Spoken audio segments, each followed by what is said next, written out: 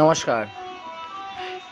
এভাবেই আমাদের দমদম পার্ক ভারত চক্র আমার মণ্ডপে চলে এলাম 25তম।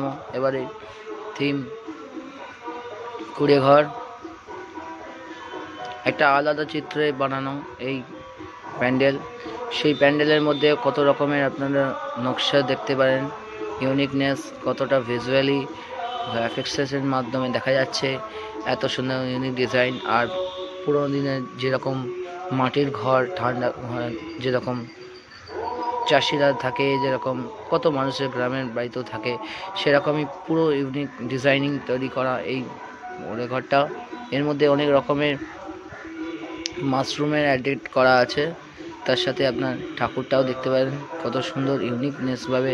আপনি কত রকমের ঝুড়ি দিয়ে, বস্তা দিয়ে, দড়ি দিয়ে কি সুন্দর একটা ইউনিকনেস নিয়ে পুরো বানিয়েছে নতুনত্ব দমদম পার্কে। এবারে থিম 2025-এর সরাসরি আমি ভার্চুয়াল লাইভই আপনাকে দেখাচ্ছি, কেন কি এই বৃষ্টি কারণে আপনাদের তুলে রাখাটাই আমার মনে হলো দেখানো উচিত।